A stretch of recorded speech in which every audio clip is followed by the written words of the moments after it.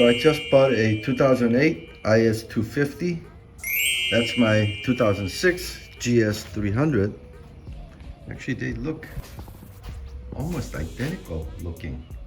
So this car has almost 155,000 miles. Registration is still good until next year. I still got 11 months. The oil change is due in about 1,000 miles. I paid $8,500, which I know is about $1,500 to $2,000 higher than Kelley Blue Book's private sale median market value.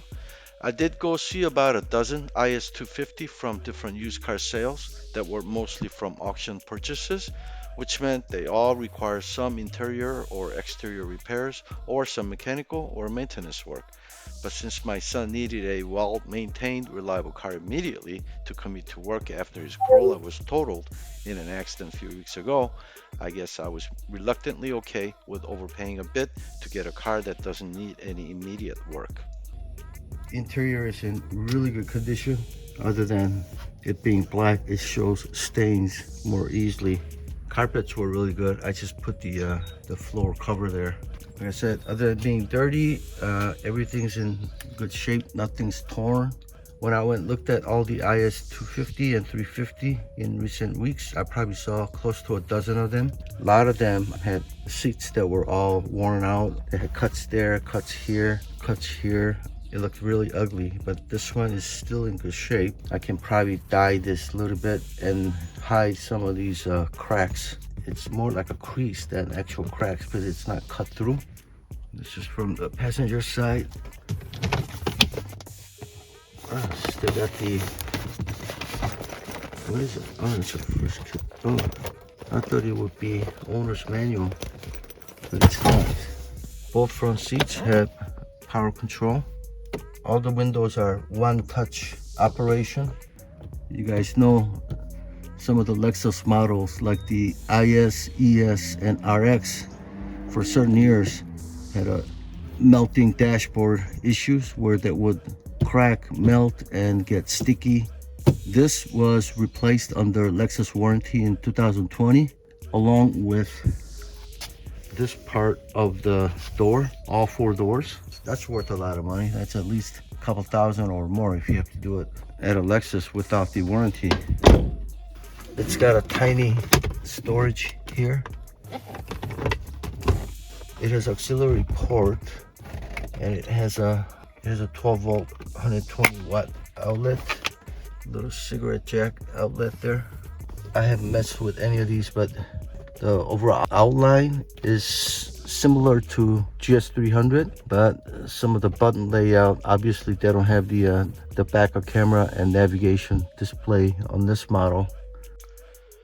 This rear view mirror is having the same problem as my GS300 did before. He said it was replaced once, but you can see the scratches starting to reappear. This is not urgent, but eventually this will get worse and worse and will require replacing the glass part eventually, which I had done on GS300, and it's been about 3 years on that car and not a scratch has shown up on that one. The rear seats are even in better condition. This right here is just the label from the seatbelt. I'll just cut that off. Armrest has a cup holder that sticks out. And does it have here's a little storage. Also, there is a little opening here from the trunk, which means this seat probably doesn't fold down like it does on my Camry. Let's go look at the trunk. This trunk feels very heavy, similar to GS300. Wow. It's clean. Get the spare. I have a hunch they may not have used this. I don't see any evidence of it, but it looks like they spilled some liquid and then it kind of dried up in there.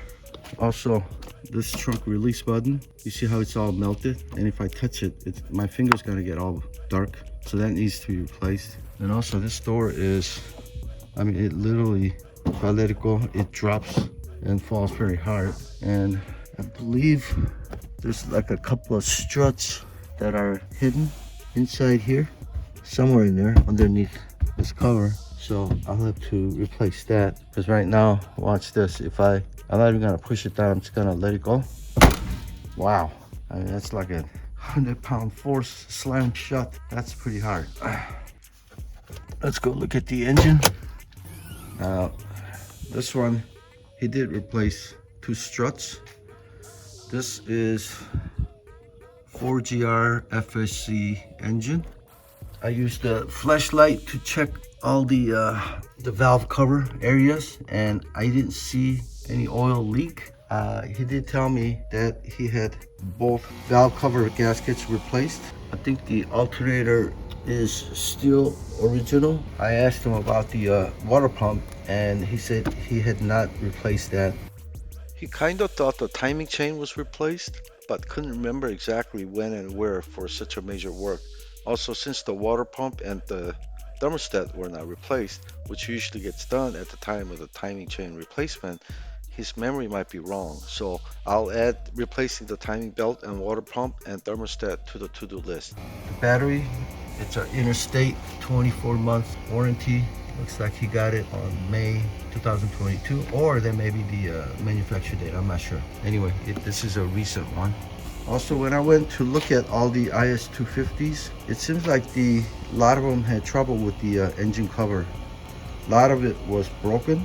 I didn't see anyone that was in really good shape, that was solid. They all had cracks. Some were missing completely, like this one.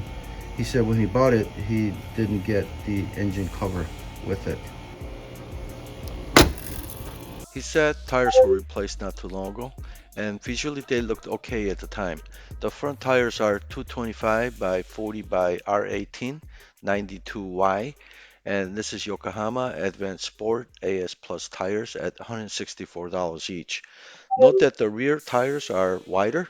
They are 255 by 40 by R18, and these are 99Y. Yokohama Advanced Sport AS Plus tires, and these are $203 each. So without any sales discount, the full cost, including the installation, would have been about 900 bucks. It was all good until I checked the tire dates and remaining treads after I got home. The manufacture date code is 3519, which means it was made on 35th week of 2019 or August of 2019. So it's about 3 years old. The original treads on these tires are 11/32, but all tires measured at 5.27/32, which means we probably have about 10 to 15,000 miles left on the tires. So they are okay, but not as good as I expected. He said a complete brake job was done last year, which included replacing all the rotors and flushing the brake fluid, and I can see that the rotors are very thick. Exterior has no damages, but because this is a black car, it shows lots of rock chips on the hood, bumper, and I'm not even sure why, but even side of the car. I bet there must be about 100 rock chip spots. This is not urgent, but I'll fix these in coming months. I also have small rock chip spots on the windshield. I saw a few of them. Also, he told me that his daughter hit the car in front of her when light changed to green, but the car in front was waiting to turn and was not moving. So that required replacing the front grille and front bumper, but not the hood. It looks like the bumper was not secured properly as it's sort of bulging out on one side. Hopefully it's just missing plastic fasteners. Similarly, both sides of the rear bumpers are also loose. This can happen when the car is rear-ended and the bumper is either replaced or put back and it's not done correctly. So I'll have to fix that too. Although I keep forgetting to check for codes with ODB reader, the car has no check engine light and runs really smoothly and quietly as Lexus should. With 204 horsepower and 185 pounds of torque, acceleration felt lively, though not as fast as GS300 with bigger engine. He said the rear differential fluid was changed once, but he doesn't remember ever servicing the transmission fluid. One important thing that is missing in this car is the rear view camera. So I am also shopping around for a dual front and back dash cam that can also serve as a rear view camera. Although the headlight works, but they are very dim, and I think it's a safety issue. Not sure if it just needs new bulbs or something more. Though my son can immediately drive the car, I already made a long list of potential things that I will need to work on. Overall, I really like the car already. Hopefully, it'll give us many more years of reliability. Thanks for watching, and I hope to see you guys again soon with more IS250 DIY videos.